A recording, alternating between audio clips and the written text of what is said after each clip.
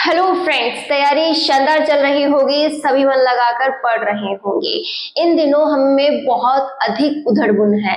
हम सोच रहे हैं कैसे होगा, क्या होगा, एग्जाम तो नजदीक आता जा रहा है। तो यहाँ पर अपने डिस्टर्बेंस को आप कैसे कंट्रोल करें, कैसे अपने आप को मजबूत करें कि आप लगातार आगे बढ़ सके और अपने लिए वो टॉपिक्स कैसे चुने जो कि हो सकता है कि अच्छे खासे स्कोरिंग हो और आपको वहां पर विजय हासिल करवा दें।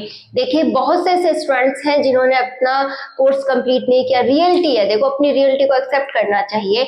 बहुत से ऐसे स्टूडेंट्स हैं जिनका सिलेबस कंप्लीट नहीं हुआ है, वो यही सोच रहे हैं जब मेरा कंप्लीट ही नहीं हुआ तो कैसे क्या एग्जाम निकलेगा। या फिर ऐसे बहुत से स्टूडेंट्स हैं जिन्होंने कोर्स तो कंप्लीट कर लिया है, रिवाइज प्रॉपर नहीं हुआ है। या फिर ऐसे भी स्टूडेंट्स हैं जिन्होंने पढ़ भी लिया, रिवाइज भी कर लिया, लेकिन अभी भी मन में डर है कि मुझे कुछ याद है या नहीं है, या फिर मैं पेपर कैसा देकर आने वाली हूँ, बहुत कुछ। तो आप सभी एक बात ध्यान में रखें कि हम जिस भी कैटेगरी से बिलोंग करते हैं कि पढ़ा है, नहीं पढ़ा है, आ रहा है या नहीं आ रहा है, यहाँ पर ये 20-25 दिन हम सभी के लिए बहुत इंपॉर्टेंट हो जाते हैं। यहाँ पर आप ये मानकर चले कि जो ये 20-25 दिन है, यही हमारी सफलता की कुंजी है। अगर हम यहाँ पर अपना अच्छा खासा फोकस बना लेते हैं, जो हम तैयार कर रहे हैं वो मैक्सिमम स्कोरिंग तैयार कर रहे हैं, तो अभी भी देर नहीं है, हम बहुत अच्छा कर लेंगे। लेकिन ये बात उन्हीं पे लागू होती है जिन्होंने पहले अच्छा किया हुआ है। तो वह विद्यार्थी जिनका अच्छा खासा थोड़ा बहुत सिलेबस हो रहा है और जो थोड़ा बहुत पढ़ चुके हैं, वो इन 20 दिनों में अपने लिए बहुत कुछ कर सकते हैं। आपको करना ये है कि आप पहले उन स्कोरिंग पॉइंट्स पे फोकस करें जिनमें रियल में क्वेश्चन बनने के चांसेस होते हैं। First paper and second paper दोनों को आप साथ लेकर चले कि ऐसा नहीं कि हम 20 दिनों में केवल फर्स्ट पेपर ही पढ़ेंगे या फिर हम सेकंड पेपर ही पढ़ेंगे। आप दोनों को इम्पोर्टेंस को इक्वल रखते हुए आगे बढ़िए। सबसे पहले बात करें तो फर्स्ट पेपर में आपने जो भी स्कोरिंग पढ़ा है कि हमें हिस्ट्री पढ़ी है या फिर साइकोलॉजी पढ़ा है, करंट अफेयर पढ़ा है, जो भी आप लोगों ने पढ़ा है ना, बस उसके इंपॉर्टेंट पॉइंट्स उठा लीजिए। हम सभी को पता है इंपॉर्टेंट पॉइंट्स में कौन कौन से हिस्से ज्यादा यूजफुल है, जहां से क्वेश्चन बनने की चांसेस हैं, क्योंकि हम सभी ने पुराने पेपर्स की एक बार एनालिसिस की है। हम जानते हैं कि पेपर कैसा, यहाँ से कौन कौन से टॉपिक्स में से मोस्टली बन सकता है। ऐसा नहीं है कि जो बच जाएंगे उनमें से नहीं बनेगा, ऐसा बिल्कुल नहीं है। लेकिन हम हमारे अपने आप को एक अलग वे में पढ़ाई करवा रहे हैं कि जब कुछ भी नहीं हुआ तो उन हिस्सों से वो हिस्सा तो हो जाए जहां से क्वेश्चन बनने की संभावना होती है। क्लियर? तो आप इंपॉर्टेंट हिस्से जरूर देखें और उन्हें अब तैयार कर लीजिए। अभी भी थोड़ा सा वक्त है जिसमें अगर हमने गौर कर लिया तो हम आगे चलकर बहुत अच्छा कर लेंगे। बात करते हैं सेकंड पेपर की। तो सेकंड पेपर आपका खुद का है, पता है आपको कि मैं किस हिस्से में ज्यादा अच्छा हूँ, या मैं ग्रेजुएशन में ज्यादा अच्छा हूँ, या फिर 11th-12th में ज्यादा बेटर हूँ, या फिर मुझे पोस्ट ग्रेजुएशन का अच्छा आता है। तो आप तीनों सेशंस का अलग अलग देख लीजिए, आप किस में बेटर हैं, उन पर आप अच्छे से काम करना स्टार्ट कीजिए, उनको बार बार रिवाइज करना स्टार्ट कीजिए, और हो सके तो प्रैक्टिस के नाम पर आप 1 से 1.5 घंटा ही यूज करें, और वो भी ऐसा हो जब आप रियल में एग्जाम दे रहे हो। हमें एग्जाम की टाइमिंग पता है कि हाँ, जो केमिस्ट्री का पेपर है वो शाम को होना है, हिस्ट्री का पेपर है वो जैसा आप लोग पता होगा कब होगा, और फर्स्ट पेपर मेरा जैसे सुबह होना है। जो सभी आपको शेड्यूल मिला हुआ है उस अनुसार सबको पता है कि किसका पेपर किस समय होना है। तो उसी समय वो थोड़ी सी प्रैक्टिस का आप टाइम डिसाइड करें कि हाँ, मेरी जो प्रैक्टिस है वो उस समय हो जाए। अदरवाइज आप प्रैक्टिस भी आप थोड़ी कम कर सकते हैं। इतने दिनों तक जो आपने प्रैक्टिस की वही आपकी मदद करने वाली है। और जिनका सिलेबस हो गया, रिवाइज प्रॉपर्ली हो गया है, वो प्रैक्टिस को ज्यादा बढ़ा सकते हैं, ये उनके लिए है। लेकिन जिन्होंने अब तक कम पढ़ा है, रिवाइज भी कम हुआ है, तो वो ज्यादा से ज्यादा रिवाइज पे फोकस करें। अपने जो थॉट्स हैं उन पर अपनी पकड़ बनाए कि हाँ, ये क्वेश्चन अगर आता है तो मैं इसको अटेंड कर पाऊं, इसमें अपनी पकड़ बनाऊं। बाकी आप प्रैक्टिस के पीछे अब ज्यादा न जाएं, आप बस प्रैक्टिस उतनी ही करें जितना एग्जाम टाइमिंग है कि हाँ, मेरा सुबह का पेपर है ये फर्स्ट वाला, ये 1.5 घंटे का पेपर है, 1.5 घंटे बैठकर मैं थोड़े से क्वेश्चन आंसर एक जगह कैसे सॉल्व करूंगा वो मैं थोड़ी प्रैक्टिस कर लूं। अदरवाइज अब प्रैक्टिस आप थोड़ी कम कर सकते हैं। यहाँ पर हमारे लिए एक बात ये आ जाती है कि कैसे हम टाइम को मैनेज करें।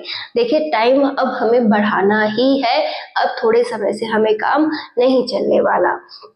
तो आपको जितना भी समय मिल रहा है उसमें एक तो बहुत अच्छी पढ़ाई करने की कोशिश करें, डरे बिल्कुल ना। डरने से देखो ना तो हमें जीत हासिल होती है और ना ही हार।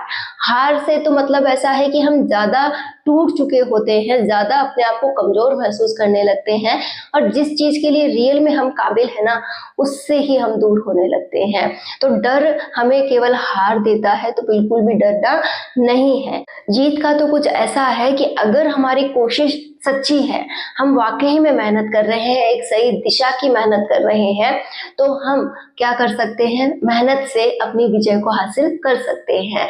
लेकिन आप दोनों के लिए तैयार रहें कि क्या होगा वो आगे हम देखेंगे, कि हार होगी या जीत होगी वो अपने आप में एक अलग बात है। कि हमने कोशिश ही नहीं की ये सबसे गलत बात होगी। तो आप अपनी कोशिश को बहुत शानदार कीजिए, पूरे फोकस के साथ कीजिए। माना अब जो समय है आपकी नजर में बहुत कम हो सकता है, लेकिन यदि इस पे ध्यान से फोकस किया जाए, आप पूरे फोकस के साथ यहाँ पर अपने आप को समर्पित करते हैं, तो आप बहुत अच्छा कर सकते हैं। एक बात आप सभी गृहिणियों से मुझे स्पेशल कहनी रहती है कि हम सोचते हैं कि बस अब हथियार डाल दे, अब तो वो वक्त ही नहीं बचा जब मैं कुछ कर सकती थी, मुझे इतने कम समय में क्या ही मिल जाएगा जब इतने दिनों की तैयारी में नहीं मिला। तो अगर आपकी ऐसी कोई भावना आपके ऊपर हावी हो रही है तो प्लीज इग्नोर कर दीजिए। ये जो पड़ा है उससे भी बेटर क्या पता आप इन 20-25 दिनों में कर ले। तो अपने ऊपर विश्वास को फिर से बनाइए, अपने आप को फिर से समर्पित कीजिए, और इन दिनों में जितना अच्छा कर सके उतना अच्छा कीजिए। आपको कुछ दिनों के लिए अपनी इस भागदौड़ भरी लाइफ से बचना होगा, जितना हो सके समय चुराकर अपने ऊपर खर्च करना होगा, और ये रियल में अगर हम कर लेते हैं तो हम जीतेंगे, 100% जीतेंगे। लेकिन हार हम यही जाते हैं कि हमें वो परिस्थितियां अपनी ओर अट्रैक्ट करती हैं जो रियल में हमें कमजोर बनाती हैं।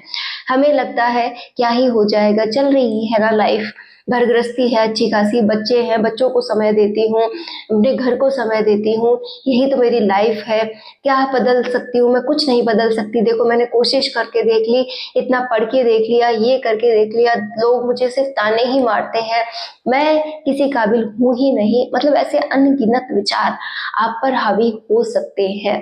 तो प्लीज अपने आप को आप क्या कीजिए, इन सभी परिस्थितियों से परे रखिए, और इन 20-25 दिनों में एक विचार अपने पास रखिए कि एक कोशिश तो मैं कर लूं, क्या पता वक्त बदल जाए, क्या पता ऐसी परिस्थितियां ही नहीं रहे, मैं सब कुछ अपने अकॉर्डिंग टैकल कर सकूं कि हाँ सब कुछ अच्छा हो गया है, परिवार के लोग मुझे समझने लगे हैं, मैं अपने सपने पूरे कर रही हूँ, अपने बच्चों का भविष्य कर रही हूँ, और जिस गृहस्थी में आज मैं उलझना चाहती हूँ वो हमेशा मेरे पास रहेगी।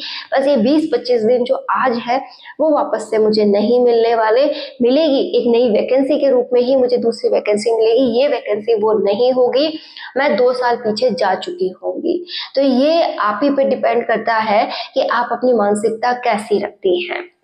देखिए आज हमें ये जो लाइफ है वो हम खुद भी, एक बात आप हमेशा ध्यान रखें कि जिन परिस्थितियों में उलझे हैं हम, उन परिस्थितियों को कहीं ना कहीं थोड़ा बहुत ही सही हमारी तरफ से ही उन्हें अट्रैक्ट किया गया है। कैसे, आपने किसी बात का कभी विरोध नहीं किया, आपने किसी गलत बात को गलत नहीं कहा, आपने अपने लिए समय खुद नहीं मांगा। सबसे बड़ी गलती मैं यही मानती हूँ कि ये जो समय है इसकी कीमत हमने नहीं समझी, इस समय को हमने हमारे ऊपर खर्च नहीं किया, तो ये हमारी ही सबसे बड़ी गलती है।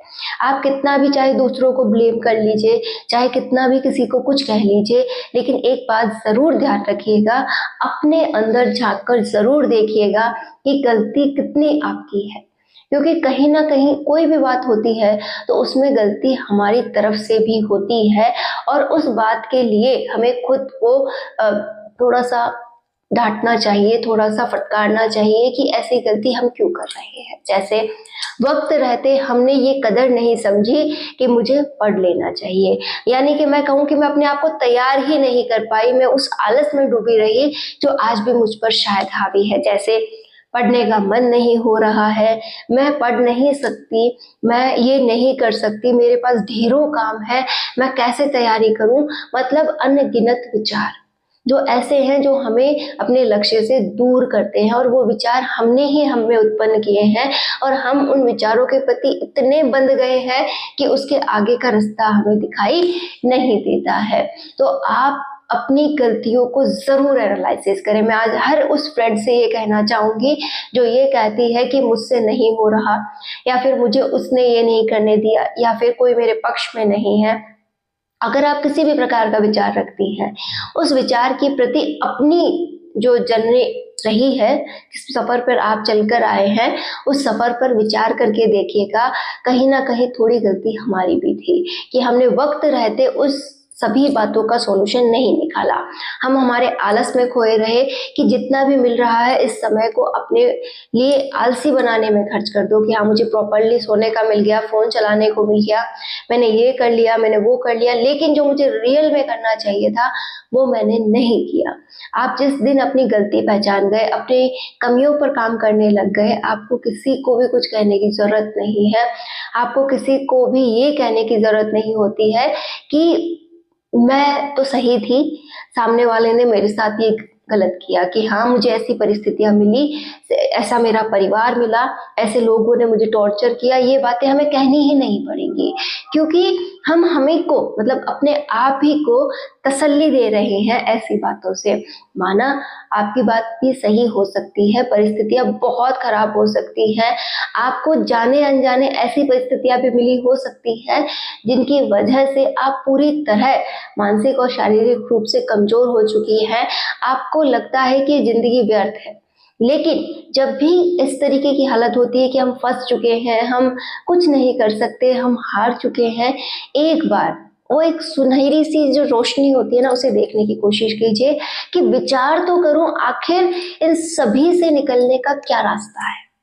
आप कीजिएगा, विचार करते ही आपको रास्ता नजर आएगा, और उस रास्ते पर चलना उतना ही मुश्किल नजर आएगा। उस रास्ते को अगर आपने चुन लिया और उस सफर को आपने स्टार्ट कर दिया और लगातार अगर उस पर बने रहे ना, तो आप अपनी लाइफ बदल लेंगे। एकाएक नहीं बदले तो क्या हुआ, आप धीरे धीरे ही सही अपनी लाइफ को जरूर बदलेंगे, इतना स्ट्रांगली बदलेंगे कि दुनिया कहेगी कि देख इसने ऐसी परिस्थिति में, ऐसे हालातों में, या फिर ये इस कंडीशन में थी, इसने ये कर लिया। जबकि अगर उनकी तरफ से आई बात आपको काफी अच्छी लगेगी उस वक्त, ठीक है, लेकिन अगर आज आप उन्हें सफाई देकर अपनी बात को मनवा रहे हैं तो वो गलत होगा कि नहीं भाई मेरी तो ऐसी कंडीशन है, देखो मेरा परिवार मुझसे ऐसे बात करता है, या फिर मेरी वैल्यू ये हो गई है। तो ये आप अपने आप को तसल्ली दे रहे हैं और कुछ नहीं। और जो भी गलत है उसे सही करना आप ही के हाथ है। आप किसी से कुछ मत कहिए। अगर ओवरऑल गलत हो रहा है देखो उसके लिए तो आपको आवाज उठानी पड़ेगी, लेकिन ये छोटे मोटे जो नोक-झोंक की बातें हैं इन्हें हम बाहर वालों से थोड़ी कहेंगे। इनका सॉल्यूशन तो हमें कहीं ना कहीं हमारे दोनों परिवारों के बीच से ही निकालना होगा। तो किसी को भी अपना इतना सगा न समझे कि आप उनसे अपने मन की बात भी कह दें। अगर बात कहनी ही है तो अपनी बुक से कहा करो और उन्हीं से अच्छा नॉलेज लेकर अपनी लाइफ में आगे बढ़ा करो, क्योंकि इस समय कोई भी आपका नहीं होता है। सब मजे लेने के लिए आपसे बात करते हैं। अगर कोई आपको सुनता भी है ना तो आगे चलकर वही आपकी सबसे अधिक बुराई करता है।